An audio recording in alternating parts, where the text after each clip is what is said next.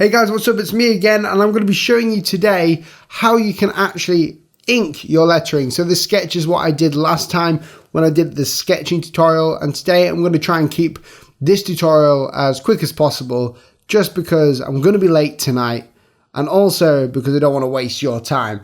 So what I'm going to be doing is I'm going to be using a fine liner. Now my favorite ones are microns. Now these are just like Sakura ink microns, and basically they have archival ink, so I use them.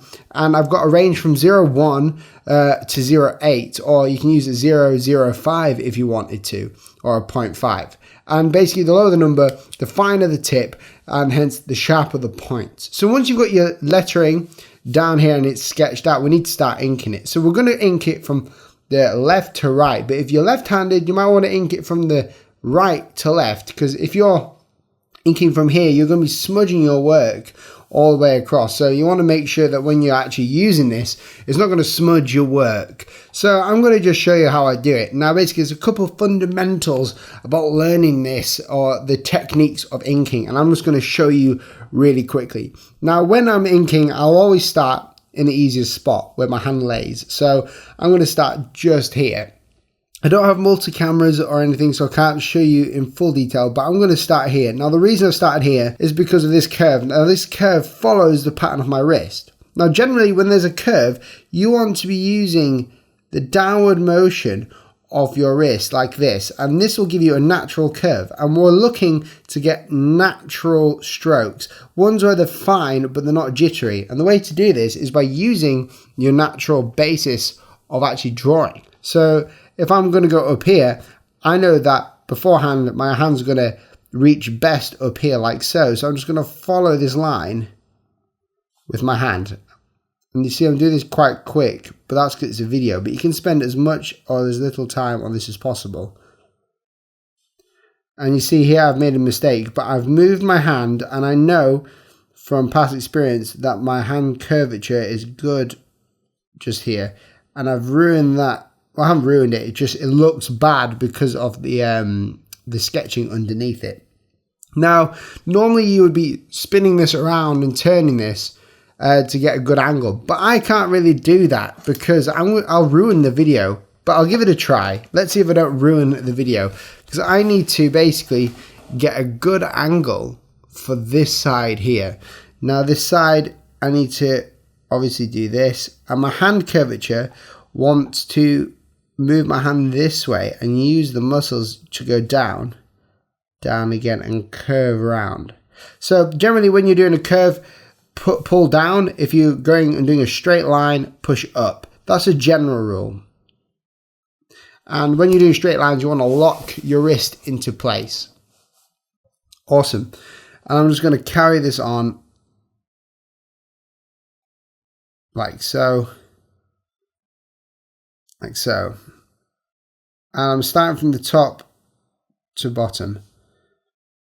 Kind of. Depending on how my hand wants to do it. People ask me all the time how I get non-jittery lines. And the secret is spending time on it. Not what I'm doing now. This is very quick.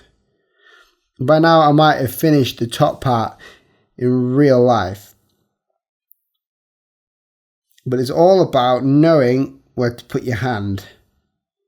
Now this video is sponsored by Skillshare, not just because they're awesome, but because they have loads of hand lettering content on Skillshare and loads of courses and lessons. Now there's a few different courses and lessons on Skillshare to do with hand lettering and inking, and I'll be putting them in the description below. And inking is such a cool thing to learn because I'm doing the very basic form, which is just outlining it, and then we're going to be colouring some of it in. But you can learn different types of textures when you're inking, or people just draw straight with ink first. But I've got many videos on my channel, kind of like lettering artsy videos of me spending real time inking with different camera angles. Now, I've got this straight line here. Now, I'd have to move my hand like this to get the straight line, but I'm just going to move this around, and you can see my hand will follow a straight line just here. So I'm going to lock my hand into place. and do 2 straight lines there. And you see that's pretty straight. So Skillshare offer loads of actual videos on hand lettering. So go and check them out. If you click the link in the description, I believe you'll get 3 months of Skillshare Premium for 99 cents, which blows my mind. And they've been really good to us on this channel, and you guys like them. But if you haven't signed up with them already, go and do it, because you'll learn so much with hand lettering and design. And if you're looking for a course on Skillshare about hand lettering that is like really well filmed and very popular, but I think massively underrated, it's Design and Illustrate a Label. And I'll put the link for that in the description below also, because to learn the fundamentals of graphic design whilst lettering, using that course will actually massively help you understand layout and hierarchy. And he also has a separate sort of set of classes or course about lettering or layouts for lettering, and it shows you how to get awesome layouts for your lettering and how you can like work with clients to get amazing layouts for their lettering. Also, an amazing course that I've recently just checked out is logo design, creating a vintage type, and I've put that in the description below as well. The thumbnail just got me, and that course has got a lot to offer. But as you can see here, I did some straight lines there by moving the paper, and they're obviously not as straight as they should be, but for the purposes of the video, just like the sketch, I'm trying to show you a little bit more about how to do it. And to get confident lines without getting any of these messiness is spending time, and I'll show you that with this last little dinky part here. So normally I would just spend my time very lightly with pressure on the pen, with like minuscule pressure, work out where the extremity is, because that's where you go wrong the most. And then I'll come down like so. It's basically just spending that time, that quality time, making sure that the lettering or that the line work is good before we go ahead into the actual inking stage. Now, before the inking stage, you would let this dry. So we've got to fill this all in now, and the best way to fill this in is, obviously you might want to use a rubber. Don't use this kind of rubber though. Use what's known as a kneaded rubber, and that means that it's like a soft squidgy thing that you can like knead around, because it's really good at getting rid of pencil marks but also leaving the ink on there. But this one I'm not too sure will do that good of a job, because sometimes it'll take the pigmentation off the lettering. And this basically gives us a good look. You can see my lettering is smudging just a little bit, but that is okay because this is a video. So we'll just do that. Still got my grid lines there because they're not going to come off too easily. And there you go. There's sort of the thin lettering. The next thing you would do is to fill this all in is you use a thicker pen, but you want to use the same. So microns or pigment microns, as you have these other ones, the graphic one and the brush. These basically are just really good at filling them in. But if you're like me on this one, you may want to go around with a 0.8 or a 0.5 and just redefine these lines a bit more. The thinner the pen that you've used, sometimes the messier it can look, but you get a more precise lettering when you use that. You get more precision, and it won't, you can like easily cover mistakes up after. So you can see here I'm just going over it again, and you can do this if you want to. I'm not going to do this for the whole word, but just to show you that your lettering can look a bit better, and also it'll help you not colour outside of the lines as well. But it depends how much time you want to spend on your lettering. If you want it to look perfect, then you can, but if you want it to go for the vintage effect, then maybe you can spend a little less time. So you can do that if you wanted to, and that looks slightly better. It'll look even better when it's all filled in. So you can use the brush or the marker. Now I like to use the brush, and on the inside of the lettering, just fill out the main voids, because this brush can go from thin to thick, and it's literally just like a paintbrush. So I go into the inside of all the lettering here and fill it out, and I'll do this for the whole word, like just so I don't have to spend that time on the inside. And I won't go too close to the edge, just because I know that I'll make a mistake, or I've got to presume that if I go to the edge with this brush, I'm not going to stay in line the whole time. So anywhere that's thick, I'll just cover the inside of it. And you see how I just nearly made a mistake there? You've got to be careful. But this is a really good way of covering your lettering on the inside.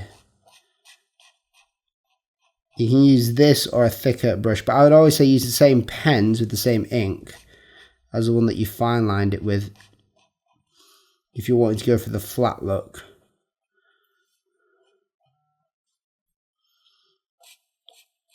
And you see I'm speeding this process up a bit here, and I probably need a new brush pen here. But this is a good way of covering your work without spending forever with a thinner one, because it's all about precision and efficiency.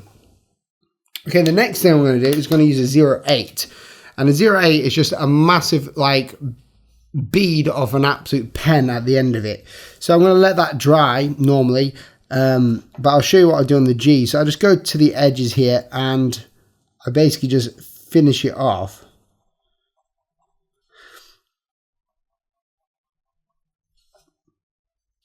This is the point at which you can actually create textures, and there's some Skillshare videos on that. And for vintage type, textures are a massive part of creating a weathered look.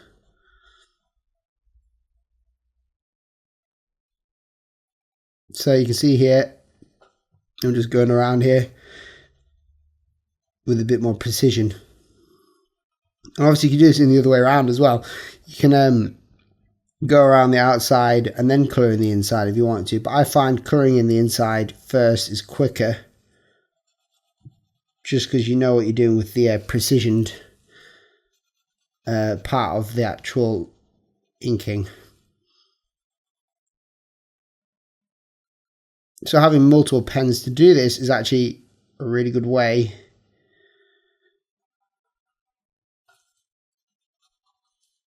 of being efficient with your time whilst lettering. Even though I'm going really quick, it's making it look quite bad. Now I'm using here a graphic one, which is basically like a flat tip felt pen, and this has got a bit more precision to it, but also covers a large radius.